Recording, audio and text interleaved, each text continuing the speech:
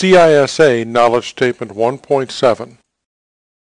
Knowledge of the evidence collection techniques, observation, inquiry, inspection, interview, data analysis, forensic investigation techniques, computer-assisted audit techniques used to gather, protect, and preserve audit evidence. Now what this means is, first and foremost, your audit must be supported by objective evidence. It cannot be a matter of opinion. So the next question becomes, how do you collect and preserve such evidence? For your CISA exam, you need to know the various techniques used to gather and preserve evidence. There are several ways to gather information. Inquiry is one of them, literally conducting surveys of key personnel in an organization to discover if particular control objectives are being met.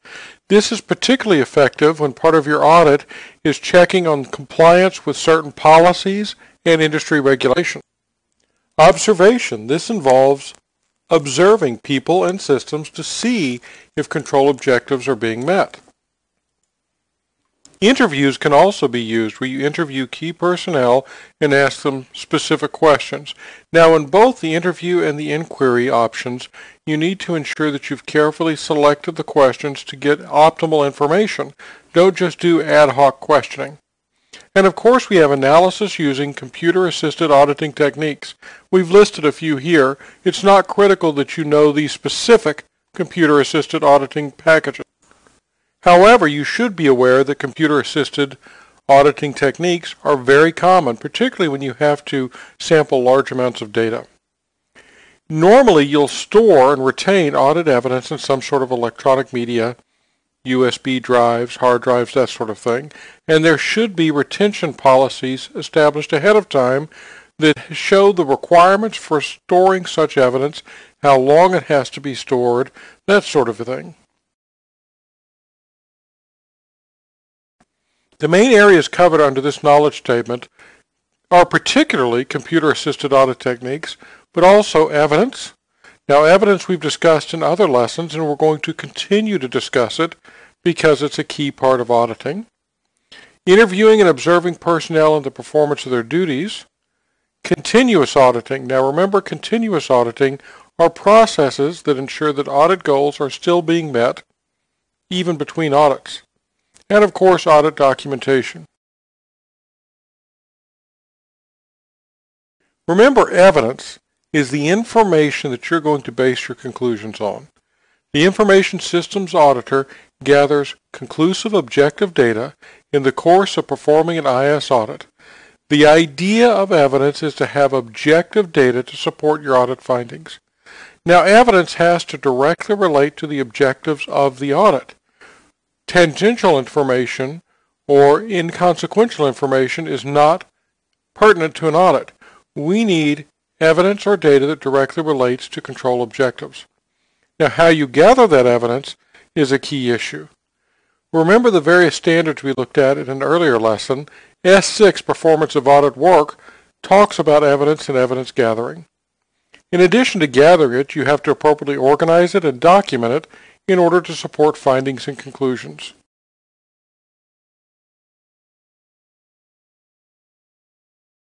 How reliable is the evidence, though? Just like with a criminal case that you might have seen on some sort of television drama or movie, different types of evidence have different levels of reliability. What are the factors that determine if a particular piece of evidence is reliable? First of all, whoever provided the evidence, be that a person or a system, are they independent? Do they have no particular stake in the outcome? Independent evidence is what you always want. The qualification of the person providing the information or evidence. Is that person qualified to make the observations and conclusions they're providing you? Objectivity. Is the evidence clearly objective? It's not biased in any particular way, either for or against the audit target. And of course, the timing of the evidence.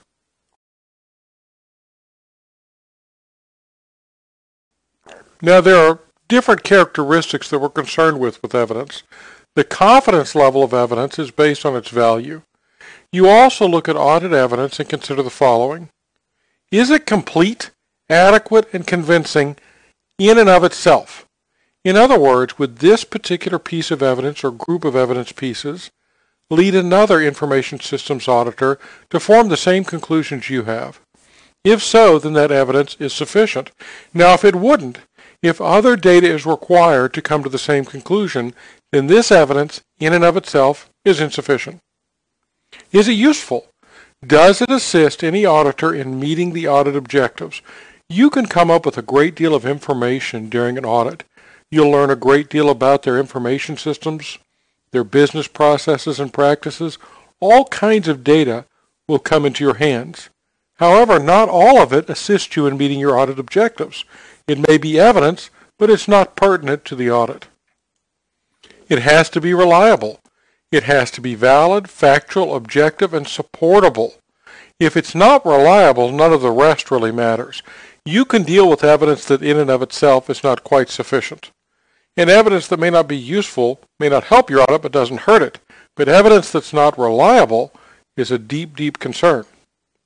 Is the evidence relevant? That's very similar to useful. Does it pertain to the audit objectives? Is there a logical relationship to the findings and conclusions that you're basing on this piece of evidence? In other words, if your conclusion is based on a specific piece of evidence, that piece of evidence needs to have a specific and clear logical relationship to your conclusion.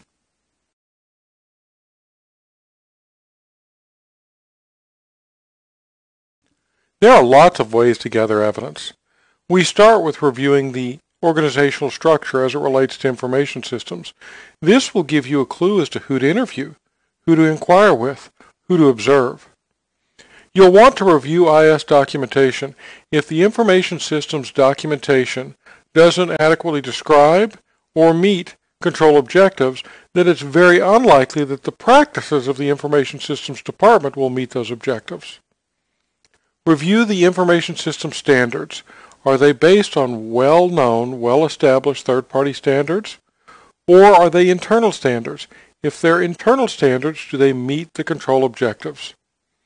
Reviewing policies and procedures. How does this organization handle a security breach? How does it handle data, disposal of old media? What are their policies and procedures for each of these issues? Frankly, it's impossible to do an adequate audit if you don't know what the company's policies and procedures are. Now, and this is based on the previous review of the organizational structure, you can interview appropriate personnel. You want to make sure those personnel are in a position to give you reliable and sufficient evidence. You may wish to also observe processes and employees actually performing their duties. This can really let you know whether or not the policies and procedures are actually being implemented on a regular basis. You can always reperform a particular task to see if it meets or fails to meet control objectives. And of course, a generalized walkthrough can be helpful. Any of these methods, or in fact all of them, you can use on any given audit to try to gather as much evidence as possible. My personal feeling is you should always err on the side of gathering too much evidence and then leave out extraneous or irrelevant data from your final report. But it's better to have data that you have to pare down than to discover you didn't gather enough data.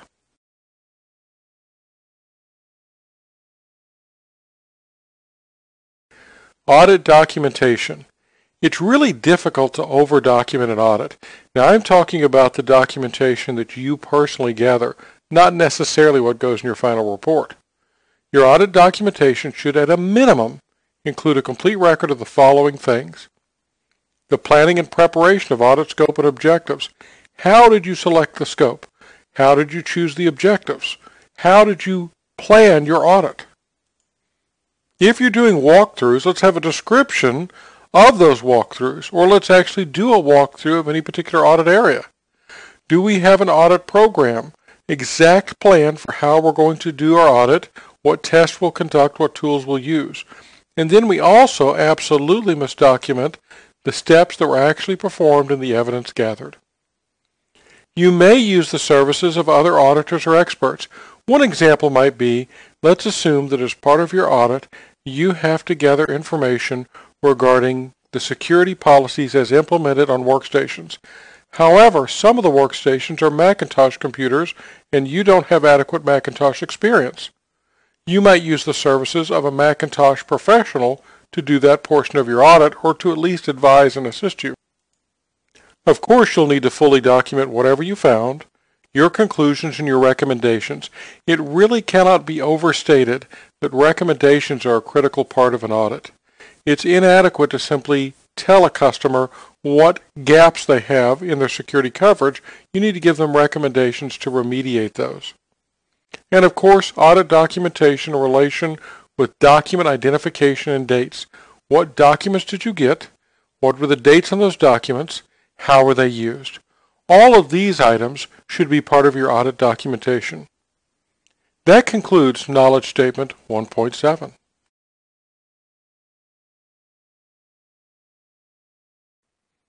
CISA Knowledge Statement 1.8.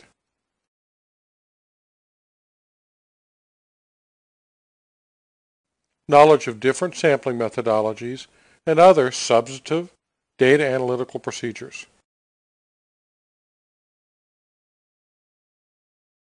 In this knowledge statement, we're going to look at two things. First, comparing compliance to substantive testing, and then looking at sampling methodologies. Compliance testing involves gathering evidence in order to test the enterprise's compliance with control procedures. Now, what we're talking about here is any sort of requirement, be it legal, regulatory, industry norm, or internal requirements.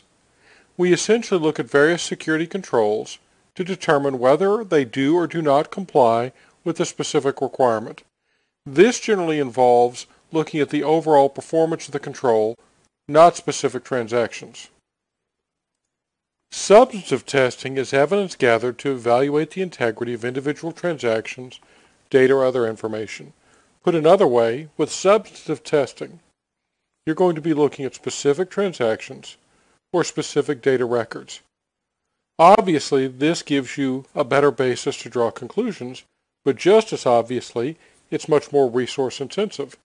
Throughout this lesson, we'll consider a hypothetical e-commerce company we'll call Acme E-commerce that had 100,000 records, 100,000 transactions during the audit period, which was last calendar year. Now, the presence of internal controls can minimize the number of substantive tests that have to be done. How do we know there are adequate internal controls? Well, that's established via compliance testing. If the controls passed compliance testing, then there is less need for substantive testing.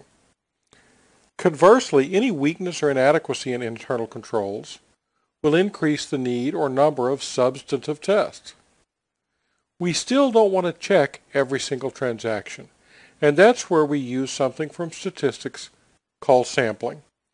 Sampling is done when it's not logical or practical or even possible to test all the transactions. This is usually due to the time and cost needed. Again, we have 100,000 transactions in our hypothetical scenario. Obviously, it is too cost prohibitive to look at all of them. Again, we have 100,000 transactions in our hypothetical scenario. Obviously, it is too cost prohibitive to look at all of them. So once again, we'll be looking at compliance versus substantive testing, and we'll be looking at sampling.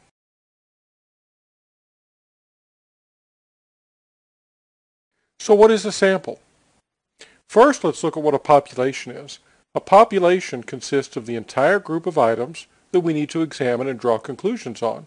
In our scenario, it's 100,000 records that took place last year. A sample is a subset of that population that we use to infer characteristics about the population. Those inferences are based on examining the characteristics of the sample and extrapolating those results to the population. Now, because of this, the sample has to represent as closely as possible the characteristics of the whole population. Let me explain that with another hypothetical scenario. Let's assume that you've been tasked with determining the average height for males in France. You're not going to measure every single male in France. That's simply not practical, not even possible. So you're going to get a sample of males in France. But you chose your sample from a convention for horse jockeys, men who ride horses in horse races. Now, horse jockeys tend to be abnormally small men, much smaller than average. So all of the conclusions you draw don't really apply to the population. Because you used poor sampling methodology, all of the inferences you draw are going to be inaccurate. That same thing applies to every audit you do. When you're sampling records, if you make the wrong selection in your sample, then your conclusions will be wrong. In some cases, even the exact opposite of what the reality is for the general population. So you can see that sampling methodology is very important.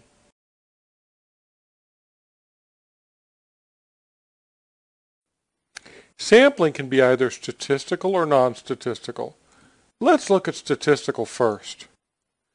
Statistical sampling uses objective methods to determine first the sample size. Let's pause and comment on that. We have 100,000 transactions to consider.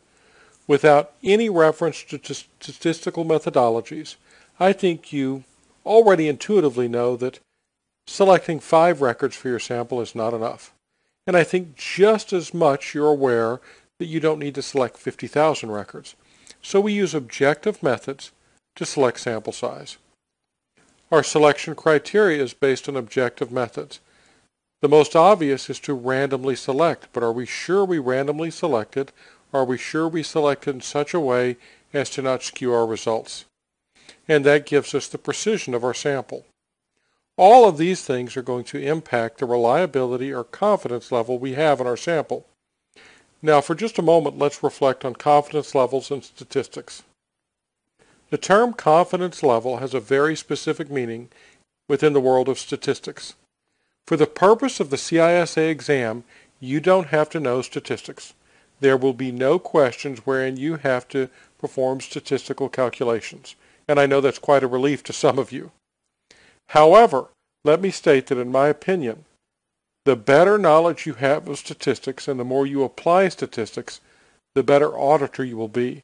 But for our purposes, prepping you for the CISA, you don't need to know statistics. And I say that because the word confidence level has a very specific meaning in the world of statistics.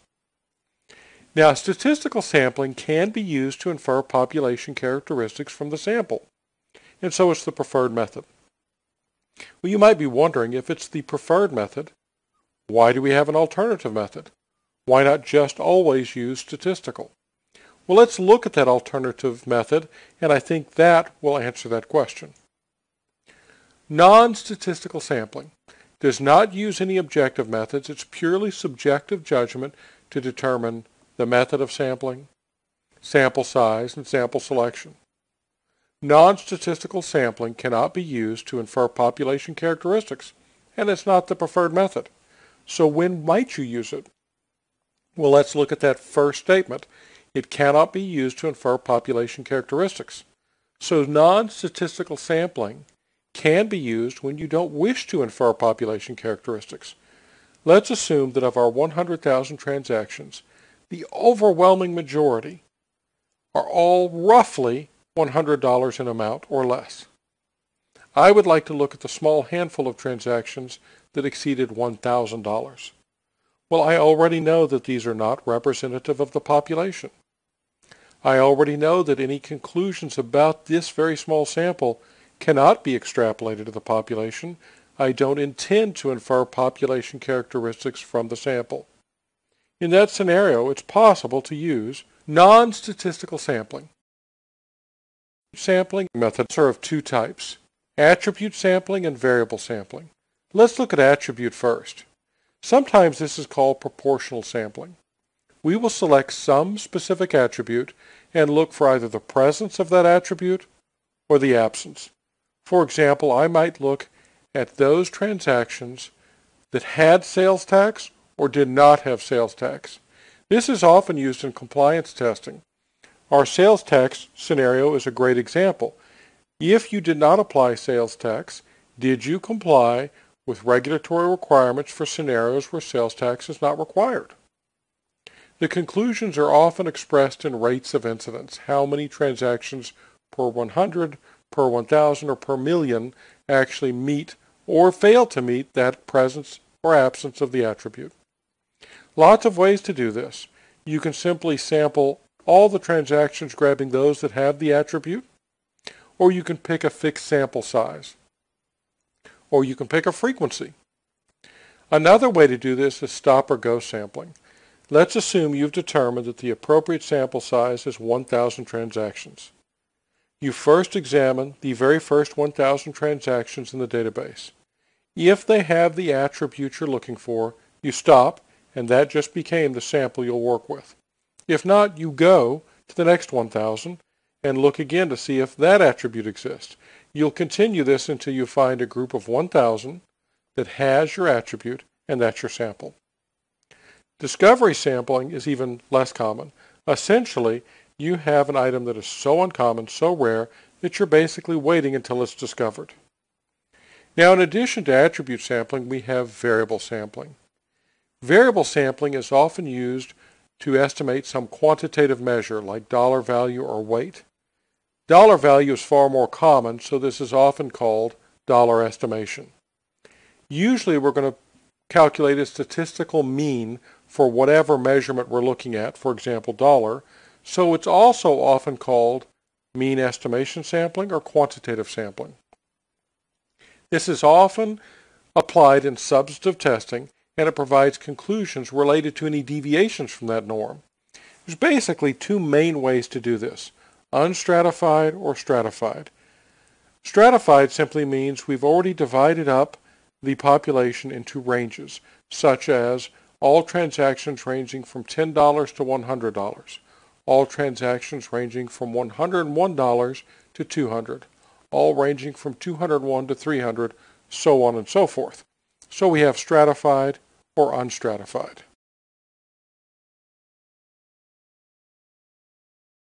Computer-assisted audit techniques are often used for gathering and analyzing data from computer systems to meet some audit objective.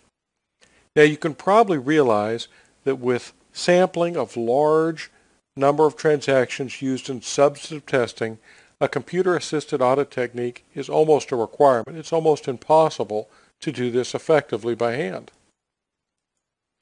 Computer-assisted audit techniques involve a few things in the process. First, you have to understand the client's needs and their goals. That's going to help you select the appropriate computer-assisted audit technique. Now you have to ensure that that technique will obtain effective evidence. You have to ensure that it provides data analysis. I mentioned previously that you're not going to be asked to do any sort of statistical calculation, but your computer-assisted audit technique should be able to, and it should be able to report on findings. Now, these techniques are going to vary, and they're based on differences in hardware, software, data structures, record formats, the general IT environment, and the processing functions. There are lots of examples of computer-assisted audit techniques. First of all, we have generalized audit software like IDEA and ACL. Then we have utility software. Your transactions are undoubtedly stored in a database. Most database management systems have a variety of report writers and even the ability to extract specific elements of data. As a side note, the CISA exam does not require you to know structured query language or SQL. However, in your actual audit practice, if you're going to rely on database management systems, particularly relational database management systems, a basic knowledge of SQL, structured query language, will allow you to extract data with all kinds of formats, with all kinds of criteria, and even to perform some basic statistical calculations, such as calculating the mean. Debugging and scanning software is often used in auditing the IT systems themselves. In many cases, test data is important. You want to be able to test to ensure that your computer-assisted audit technique is functioning properly. Expert systems rely on elements of artificial intelligence, and essentially the issue with expert systems is that they're able to answer more questions than you asked. With normal techniques, like SQL commands that we've already mentioned, you have to ask a specific question. I want all transactions in this date range with this dollar amount. Expert systems can look at the complete body of data and often are able to pull out specific relationships you didn't know to ask for. They are less common and far more expensive. Third-party access control software can be used to audit the access control process. Any application software tracing and mapping will allow you to map out exactly what particular software is doing and therefore audit it. Many systems have all kinds of options built in them, including reporting. All of these techniques can be used to assist in your audit.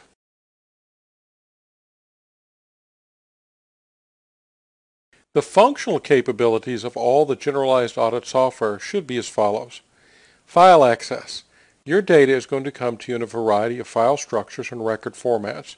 You need to ensure that your audit software is capable of accessing all of the record formats and structures that you need to access. It should also provide you with reorganization so you can sort, merge, link, and index the data as you see fit. It should give you a wide variety of data selection options, filtering data, selecting data, that sort of thing. It should have built into it a number of statistical functions, including sampling, stratification, frequency analysis, and computing basic statistics such as statistical mean, mode, standard deviation, variance, that sort of thing. There should also be arithmetic functions and operators within the software.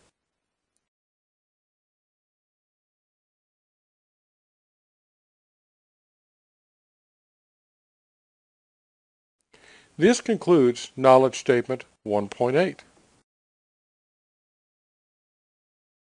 CISA Knowledge Statement 1.9. Knowledge of reporting and communication techniques, including facilitation, negotiation, conflict resolution, audit report structure, issue writing, the management summary, and result verification. Communication needs to be effective and clear in order to improve the quality of the audit and maximize results. The final product that you produce from any audit is essentially communication. There will be a written report along with an executive summary and usually a verbal briefing at the end of the audit.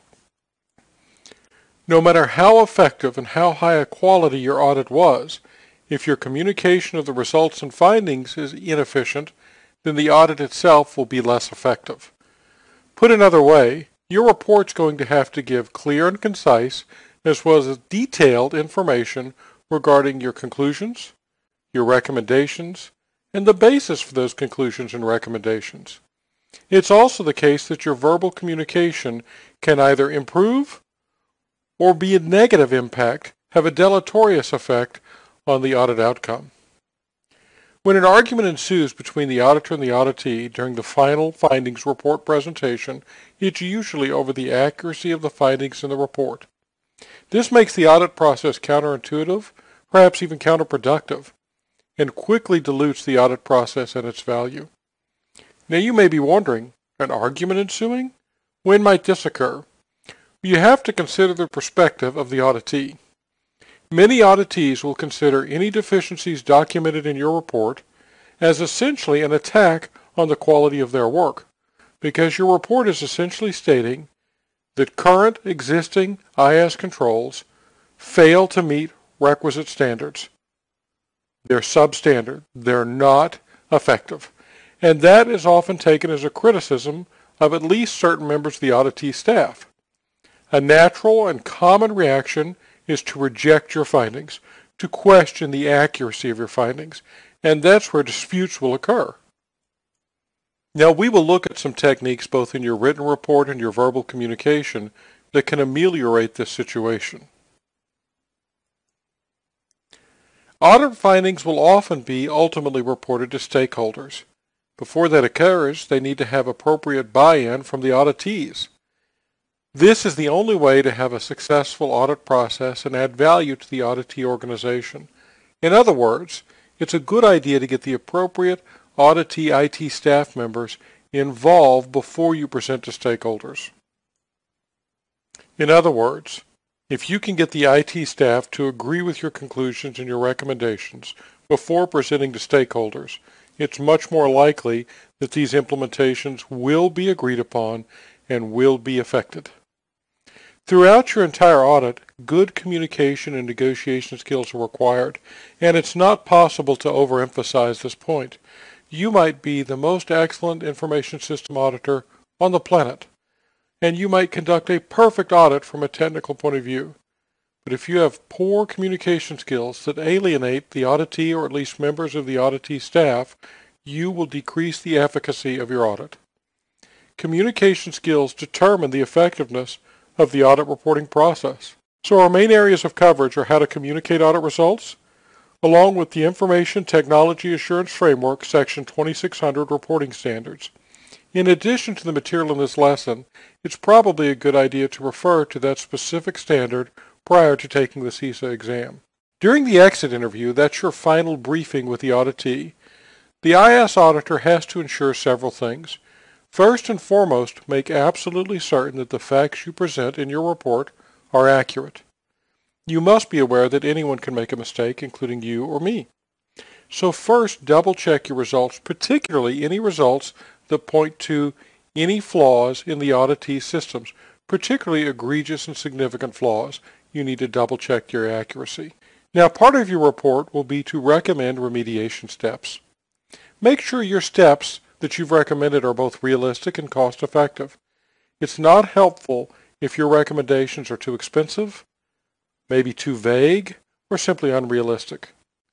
Then recommend specific implementation dates for those recommendations that they have agreed upon. In other words, once you get the auditee to agree on a specific step to remediate an issue, recommend a specific date to implement it. And again, make sure that date is both realistic and cost-effective. There's lots of things you can do in your presentation. You should always include an executive summary. Now, an executive summary is essentially an easy-to-read, concise summary of your report. It lacks some of the detail and supporting evidence, but gives the overall picture. You may choose to use visual presentation aids such as slides or computer graphics. I often like to include charts wherever possible. Before you communicate any results of an audit to senior management, it's a good idea to discuss the findings with the lower level management staff and perhaps even the IT staff of the audited entity. That way you can work out any discrepancies or issues prior to informing senior staff. The purpose of this is to ensure that all relevant parties agree on both what you found and the corrective actions you recommended. Now, it's a good idea if you become familiar with the ISACA S7 reporting and S8 follow-up activities prior to taking the CISA exam. Both those are important to know. Let's talk about communication skills. We've already indicated that poor communication skills can have a negative impact on the entire auditing process, particularly on the reporting and recommendation phase. Let's start with facilitation. There are a lot of techniques you can use to facilitate clear communication. The first, at least in my opinion, is to put yourself in the other person's perspective. If you are, for example, going to list an issue with network security that impacts the gateway router, how would you react to this news if you were the network administrator responsible for that router? And how can you phrase the issue so as not to be accusatory and not to engage in conflict? That's one step to facilitating good communication. Another one is good listening skills. Now, a lot of people overlook listening skills. Clearly, you're capable of hearing what the other person said, but that's not the same thing as listening. You need to fully understand the factual information they're communicating to you and their emotional tone. The idea of communication is to take information from party A and get it to party B. Anything that degrades the communication received is adversarial to communication. Let me put that another way. When you're listening, be engaged, be focused. Don't simply be waiting to talk. Listen carefully to what the person is saying, but also listen to their tone of voice, their posture, facial expressions, and try to imagine how you would feel if you were in their position. Another thing you can use is called active listening. Where appropriate, either ask a clarifying question, brief, or restate it in your own terms and see if you're hearing what they meant you to hear. Make absolutely sure you fully understand by facilitating your communication. It's also important to not use any language that's accusatory. Let's not come across as if we're blaming the auditee's IT staff. Now, in most cases, you're not. In most cases, they're simply human beings. They executed very good procedures, but something was missed. That's okay. That's why we have audits. In a few rare cases, the IT staff has egregiously mismanaged security, and it is perhaps really their fault. But you still don't want to come off saying that. You want them to support your audit goals and recommendations and to be on board. This also can involve negotiation and conflict resolution. Negotiation, you have to be willing to give up something in return for something. For example, you may be recommending a remediation step that the IT staff opposes. See if you can find a common ground. Now, don't compromise to the point that you've impacted negatively on network security. Your idea of an audit is to improve the organizational security controls, not to damage them. So negotiation only goes so far, but you have to be actually involved and actively interested in compromise for negotiation to work. Conflict resolution often involves some of the exact same steps I've already mentioned, looking at things from the other person's perspective, communicating in such a way as to not inflame any negative emotions, not being accusatory, certainly not talking down to the person or anything of that nature. You are equals, you are colleagues, and you all have the same goal in mind. That's to have a robust security posture for the organization you're auditing. You're all on the same team. You may have different ideas of how to get there. You may have different opinions on the specific deficiencies that need to be addressed and how they need to be addressed, but you do have the same goal. If you keep that in mind and you communicate that through your words, your body language, and your expressions, you're going to go a long way to resolving conflict. When you write up issues, make sure you write them up in a positive light, not an accusatory or negative light. When you're writing your report, you're going to have individual issues that you believe are substandard and need remediation. Think about the use of words. For example, I just used the word substandard. That tends to have a negative connotation. Instead of talking about deficiencies, talk about room for improvement. Talk about ways to make the situation better, not necessarily how bad it is. Now, I do not suggest that you take this to such an extreme that you're glossing over real issues. Real issues need to be clearly and concisely described, but be careful in your language so that you're not using terms that are almost guaranteed to inflame a negative response from the auditee's IT staff. Your report. We have a lot to say on the report. Let's start with the essentials that should be in there. Obviously, the organization you're auditing, who should receive a copy of this audit, and any restrictions. Now, that may sound a little odd, but audits contain a lot of confidential information. We shouldn't be distributing them to just anyone. Are there restrictions on circulation? What was the scope of your audit? Specifically, what was it you audited? And I like to add anything that was expressly excluded. I want to be very clear in my audit that these items were not audited, and here's why. What were the objectives of your audit? This should be numerous. There's not just an objective and not something generic like to test security. You had very specific issues. We wanted to find out if the web server was vulnerable to these specific attacks. We wanted to check to see if the authorization and access control mechanisms were resistant to these specific attacks. We wanted to find out if the database integrity steps met these regulatory requirements. Those are specific objectives. The period of coverage. Oftentimes years, a month, 12 months is a common one, a one-year audit. But you may do a 6-month audit, a quarterly audit, a 2-year audit, whatever. What was the period of coverage? The nature of your audit, the techniques you used, the overall approach, that sort of thing. The timing and extent. When did you do the audit, and how extensive was it? Obviously, your findings, this needs to be quite detailed. Exactly what did you find? How did you find it, and what does it mean? Conclusions. What are your conclusions, and more particularly your recommendations for follow-up? And particularly the conclusions need to be supported by solid evidence. There needs to be a clear reason for these conclusions. It's not enough for it simply to be your opinion. Do you have any reservations or qualifications? For example, you might be saying that a particular security control is adequate as long as a second security control is also kept in place. There are two security controls. In our hypothetical situation, let's say a firewall and an intrusion detection system. In your opinion, the firewall is good enough, it meets standard, provided the intrusion detection system is operating normally, because it can make up for whatever the firewall lacks. Now that's just a hypothetical. If you have any reservations or qualifications to your conclusions or recommendations at all, make sure you clearly state them in your report. Now you can take these findings and conclusions and organize them in a variety of ways. One way to do that is to group them by materiality. In other words, what is this relevant to? How material is this specific conclusion or finding? Or you might group them by intended recipient. You always want to mention the specific faults and constructive corrections, but you want to do it in a non-threatening way.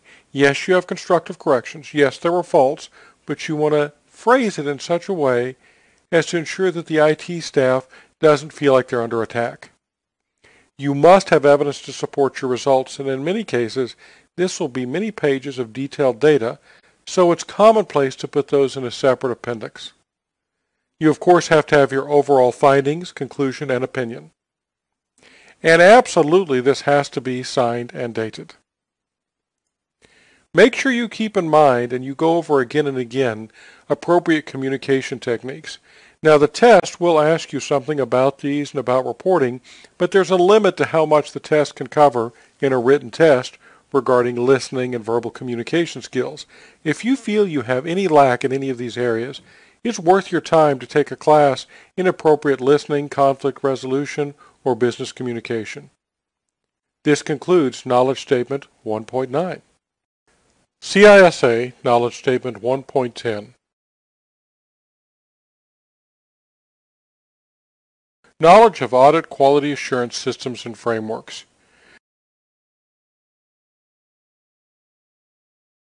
This lesson is the beginning of our discussion of audit quality.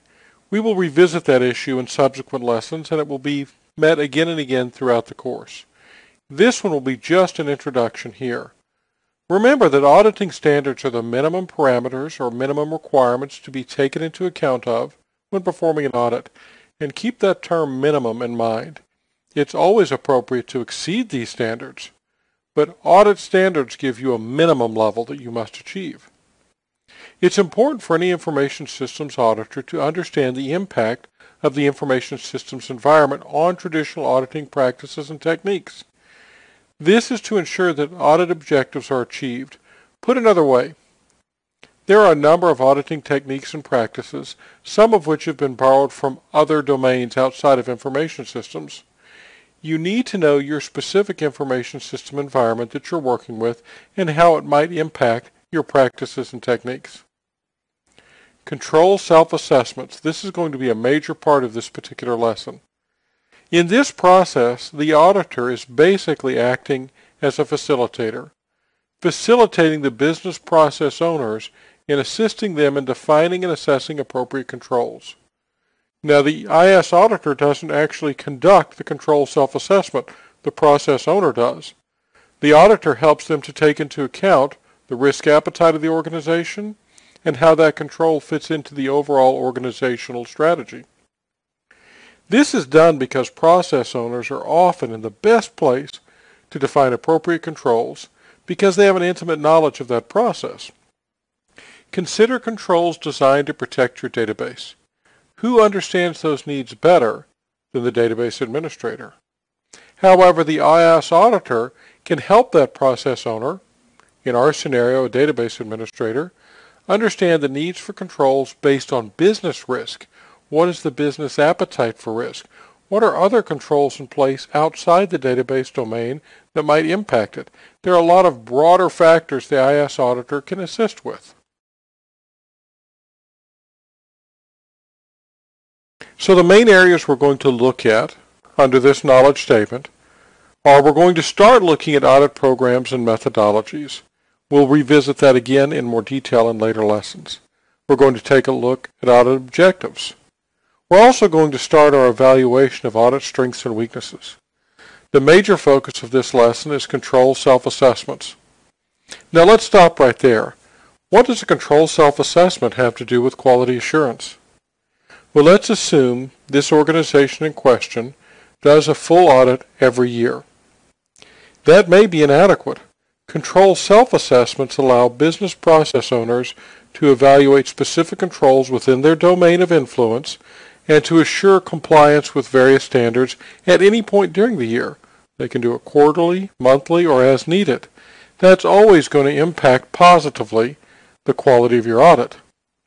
We're going to look at objectives, advantages, and disadvantages of the control self-assessment.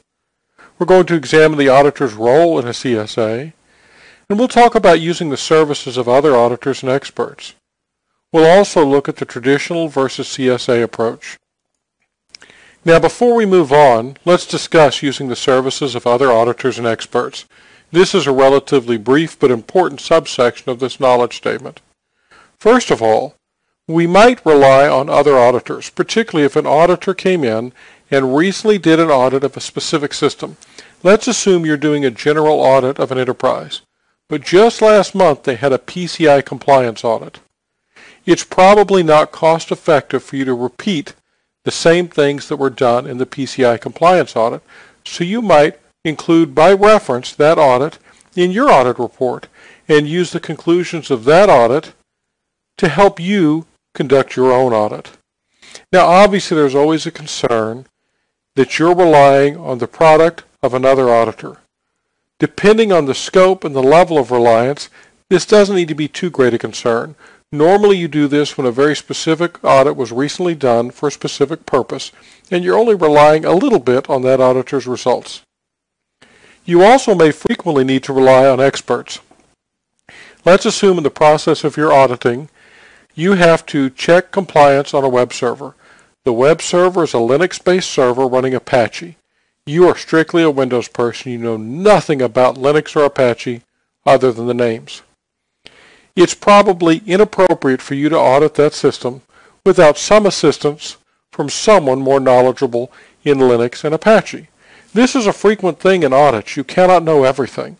So from time to time, you're going to have to rely on an expert in a specific technology field.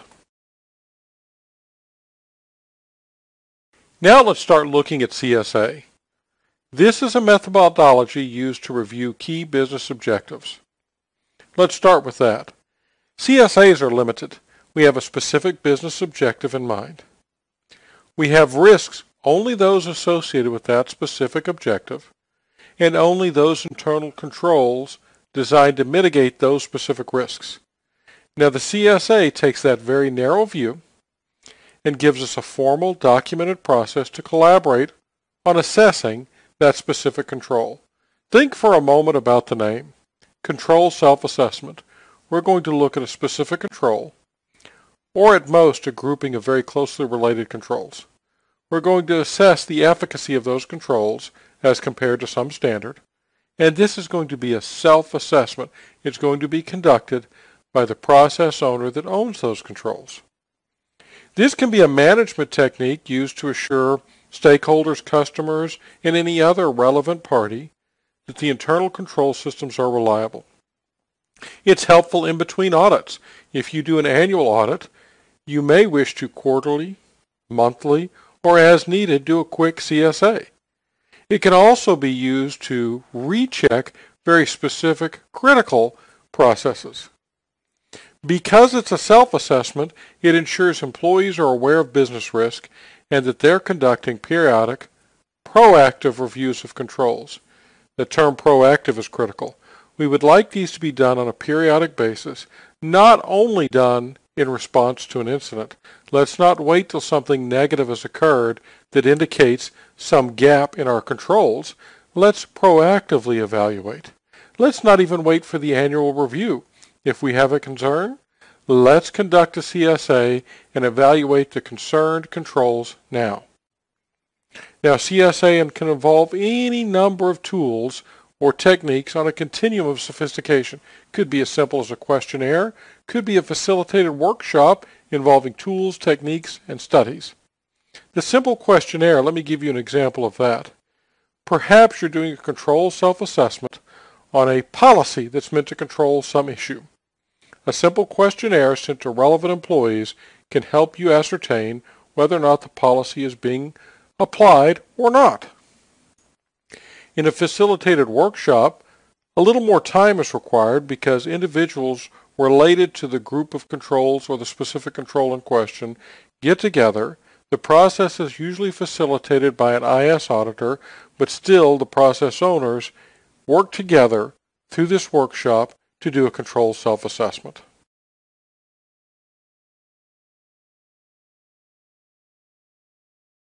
What are the objectives of a CSA? Well, let's start with leveraging the internal audit function. We should have some level of internal audit functionality even if we periodically and routinely do extensive external audits. With the CSA, we're taking some of that internal audit function and shifting some of the control monitoring responsibilities out to the functional areas. This does two things. It distributes the workload more evenly, but it also gets the line managers who are directly working with the processes and systems in questions directly in charge of monitoring the controls within their sphere of influence. This can also be used to educate management on control design and monitoring. Now, the COBIT standard provides some guidance on the development of a CSA. Let's take a brief look at COBIT. First and foremost, you should know that COBIT was designed and developed by CISA. Given that the CISA exam is also designed and developed by CISA, it should come as no surprise to you to expect a great many COBIT questions on the exam. What we're doing in this particular lesson is introducing you to COBIT. You're going to see much more in-depth details on COBIT as we go throughout this course. COBIT is an acronym for Control Objectives for Information and Related Technology. CISA first released the standard in 1996. It's been revised several times. In 2005, it became an International Standards Organization standard called ISO 17799-2005. The current version as of this video was published in 2012 and it's COBIT 5. There are 134 detailed information security controls based on 11 areas. Now, you're not going to have to memorize all 134 information security controls, but you will need to have a general understanding of COBIT, and I would suggest beginning by memorizing these specific facts you see on the screen now. First and foremost, you should know that COBIT was designed and developed by CISA. Given that the CISA exam is also designed and developed by CISA, it should come as no surprise to you to expect a great many COBIT questions on the exam. What we're doing in this particular lesson is introducing you to COBIT. You're going to see much more in-depth details on COBIT as we go throughout this course. COBIT is an acronym for Control Objectives for Information and Related Technology. CISA first released the standard in 1996. It's been revised several times. In 2005, it became an International Standards Organization standard called ISO 17799-2005. The current version as of this video was published in 2012 and it's COBIT 5. There are 134 detailed information security controls based on 11 areas. Now, you're not going to have to memorize all 134 information security controls, but you will need to have a general understanding of COBIT, and I would suggest beginning by memorizing these specific facts you see on the screen now.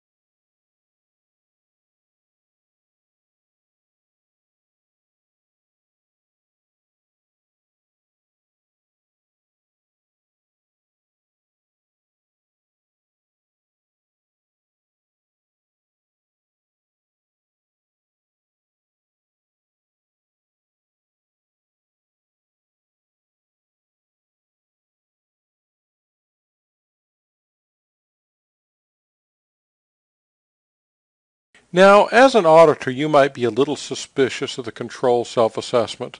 Isn't an external auditor more objective? Well, usually they are. They're also more experienced at auditing. So what are our advantages of a CSA? Put another way, why do people do them? Early detection of risk may be the most important. Comprehensive audits can be very effective, but due to their resource-intensive nature, they don't happen quickly enough. You're lucky if they happen once a year, sometimes not even that often. A CSA can be conducted much more frequently, providing early detection of risk as opposed to waiting for the next full audit. This will lead to more effective and improved internal controls because the process owners that understand those processes and controls better than almost anyone else are the ones assessing their controls. They're better positioned to give feedback and perhaps recommend changes. This gets employees involved in the auditing process, which creates a more cohesive team. The employees and the auditors are working closely together. The employees now have a sense of ownership of the controls. They are directly auditing or at least assessing their own controls, and they feel more a part of the process. Because in between major audits you're doing CSAs, you're finding and either correcting problems or perhaps establishing and confirming that controls are effective in between the audits. This is going to improve your audit rating process, and it's going to reduce control cost. We don't wait until an incident has occurred, and we don't wait till an extensive audit to identify any control deficiencies. We can do that at any time via CSA. This is also going to cause an increased communication between operations and top management, because the operations personnel conducting the CSA will have to be discussing the results with upper management.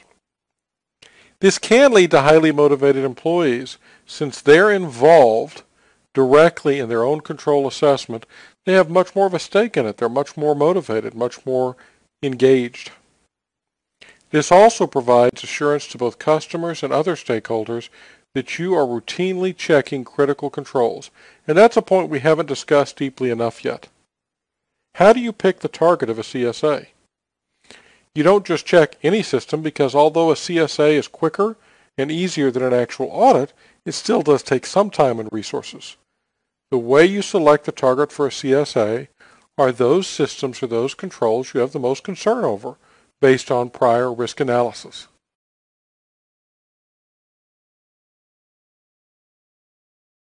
There are some disadvantages.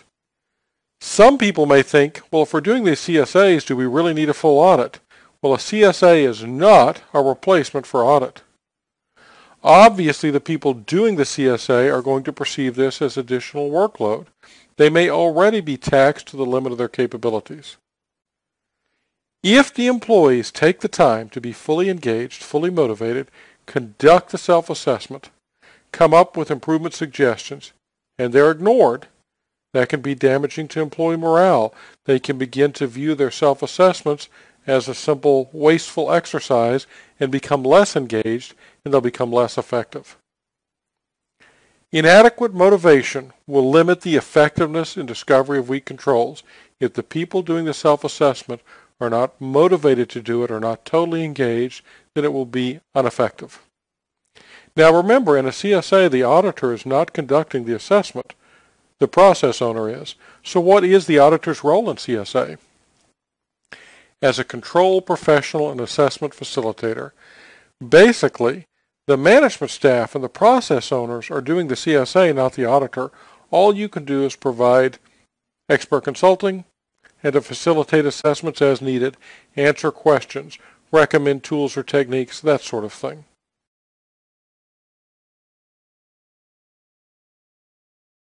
So let's look at the CSA and traditional approach. In a traditional audit approach, tasks are assigned. Now, some of those tasks may be assigned to employees within the organization. Most will be done by the audit staff.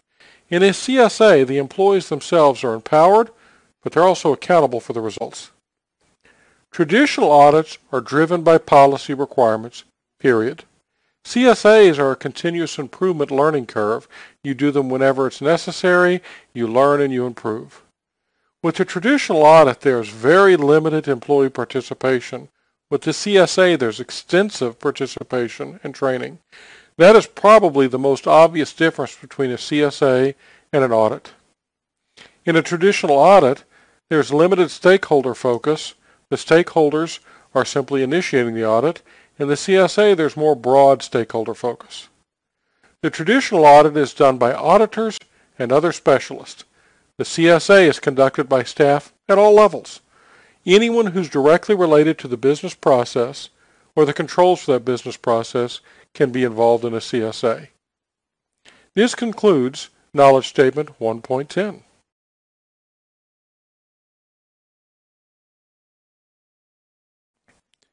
CISA Knowledge Statement 1.11.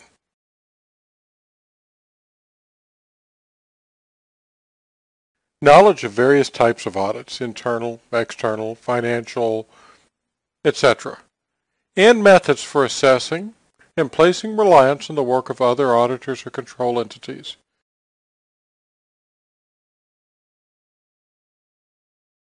Within the scope of this knowledge statement, we're going to examine the nuanced differences between internal and external audits, when one or the other is appropriate, and the weaknesses and strengths. We're also going to take a look at specific domain audits, a financial audit, a PCI compliance audit, audits that have a very narrow scope. We're also going to look at criteria for relying on the work product of other auditors.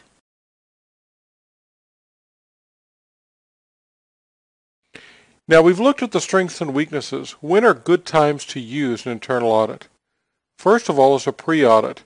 If you have an external audit that could have severe repercussions if you fail it, such as regulatory compliance audits, legal compliance audits, you might wish to do a pre-audit several weeks in advance so you have an opportunity to identify and correct issues before the formal audit.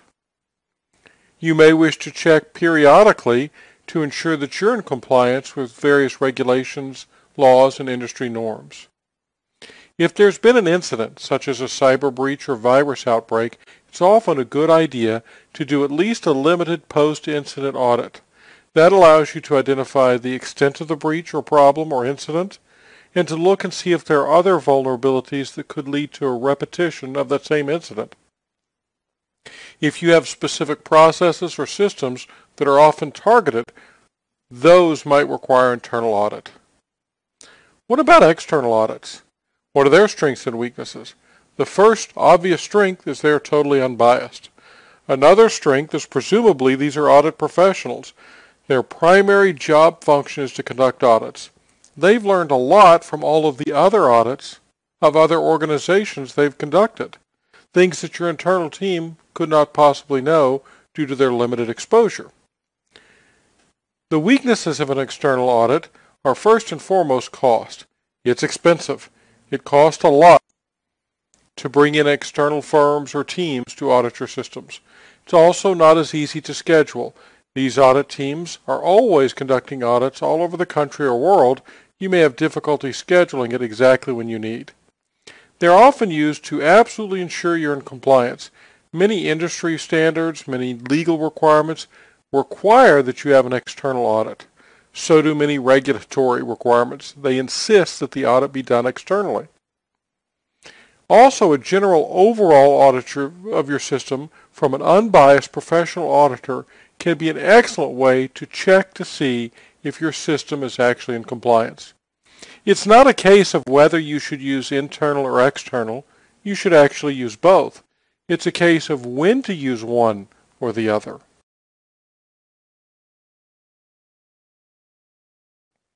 Specific domain audits. You might have a financial audit. You're looking at those systems directly involved in financial transactions. There are sometimes regulatory audits. If you're in a business that does banking or healthcare, you have specific regulations and you must have audits to see if you're in compliance with those regulations. If you process credit card payments, the payment card industry data security standards require periodic PCI audits. So you have to have an audit, and the sole goal of that audit is to determine whether or not you're in compliance with the PCI data security standards. You might have specific IT audits. For example, you may wish to audit just the web and e-commerce systems, or maybe just the database systems, or just network infrastructure. Any item that requires attention outside of that of a general audit. There are lots of occasions where you might do a specific domain audit. The last category looked at, IT specific, you might do a risk analysis and determine which of your systems is most vulnerable, and periodically do an internal domain-specific audit for that specific system.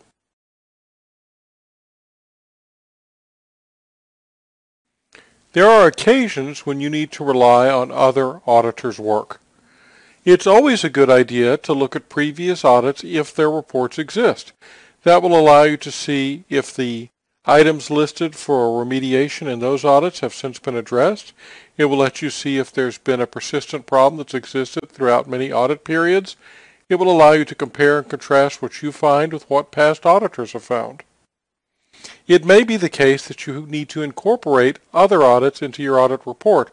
For example, if 2 months ago there was a PCI audit or an internal database-specific audit, rather than repeat those audit processes and steps, you might wish to incorporate them within your own audit.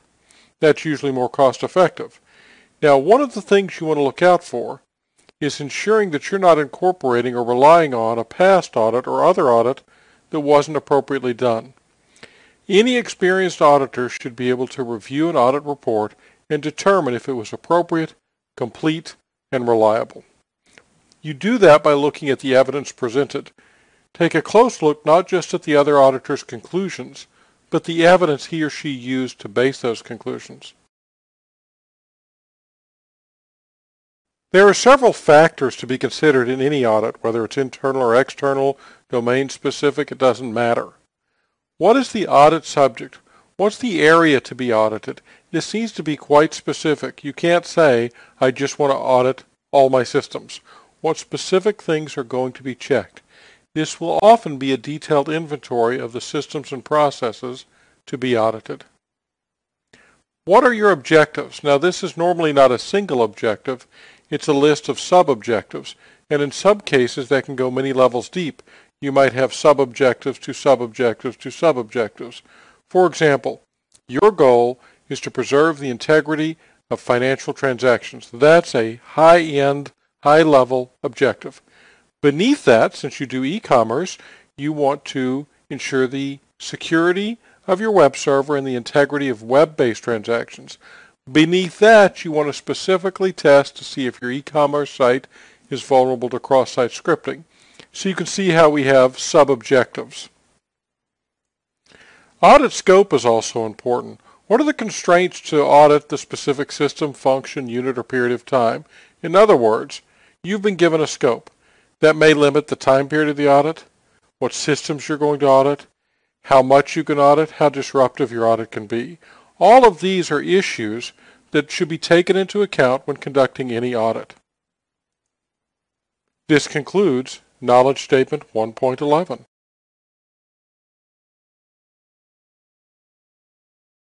We're going to talk about some exam pointers for Domain 1, and we'll talk about these for all the domains. Do keep in mind that I'm not saying that this is all you need to know for this domain. I'm saying these are points that are so key that if you don't know them, you have no chance of passing the test. So I'm going to read some of these. I won't read every single one of them because you can read them yourself, but some bear a little comment. The auditor is a facilitator in a controlled self-assessment. That's listed first because it's an important point to keep in mind, and you'll definitely be asked about it. Controlled self-assessment enhances audit responsibility. In other words, individuals are basically checking their own controls. Now, these are two different points about the controlled self-assessment. You should expect to see quite a few. Number 4 is one of my favorite. If you don't have authentication and identification as part of your access control, you just don't have accountability at all. Responsibility and accountability can be established by use of audit trails. That's point number 8. Very important to keep in mind that the whole point of an audit is checking for responsibility and accountability. Now again, it's not important that I read these to you. You're certainly capable of reading.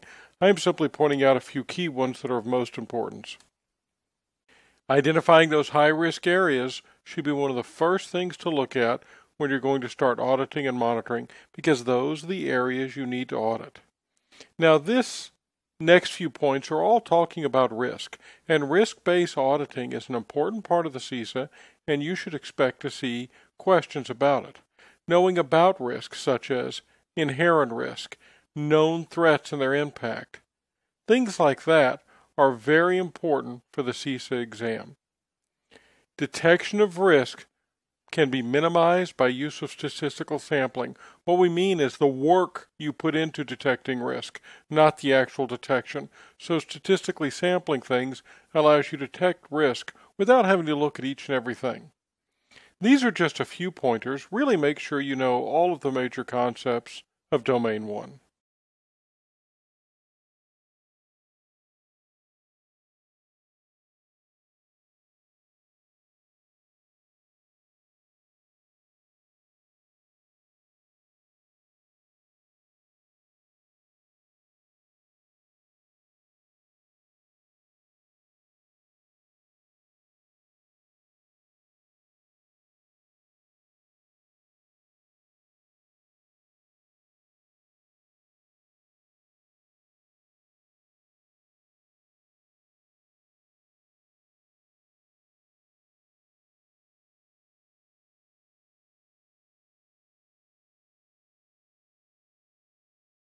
Now you've completed Domain 1. Let's summarize what we covered. In Domain 1, we outlined the framework for performing an IS audit.